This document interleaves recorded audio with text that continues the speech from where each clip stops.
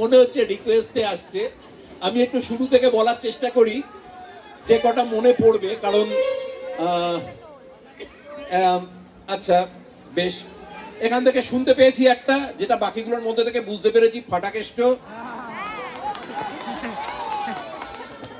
বস্তি জ্বালিয়ে দেওয়ার পরে যখন মিঠুনদার সাথে তর্কাতর্কি হচ্ছে এবং মিঠুনদা বলেছেন যে ওই এসি ঘরের মধ্যে বসে করে জনগণের ভালো সবাই করতে পারে, তখন আমি মিঠুনদাকে বলি বা ফাটাকেষ্টকে বলি, এই এই এই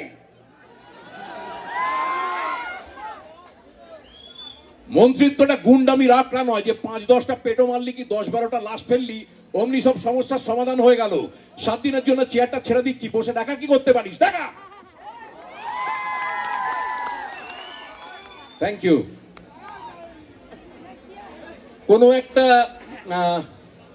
আচ্ছা, তুল কালাম আরেকবার, মিঠুনদারি আরেকটা ছবি, তুল কালামে সেই একই রকম আমি যুব নেতা মিঠুনদাকে চমকাতে গেছি। মিঠুনদা বসে বসে ছোলা খাচ্ছে আর আমি মিঠুনদাকে বলছি, শোনো একটা সোজা কাজ দিচ্ছি তোমায়, যদি টিকতে চাও তাহলে আমাদের দলে নাম লেখাতে হবে। আর কাজটা খুব সহজ, 4 আনার কীর্তন 12 আনার দক্ষিণা। দক্ষিণার ব্যাপারটা পড়ে আসছি, আগে কীর্তনটা বলি। এখানে একটা বিয়ার ফ্যাক্টরি হবে, জমিটা তোমায় ভাড়া করতে হবে, আর তার বদলে আজীবনের মেম্বারশিপ, থাকা খাওয়া ফ্রি। আর যদি না করো কি হতে পারে, অনেক কিছুই হতে পারে। এই ধরো তুমি রাস্তা দিয়ে যাচ্ছ, হঠাৎ একটা লরি এসে তোমায় চাপা দিয়ে চলে গেল, মিঠুনদা আমার দিকে ঘুরে তাকালো, আমি বললাম না না হবেই বলছি না, হতেও তো পারে।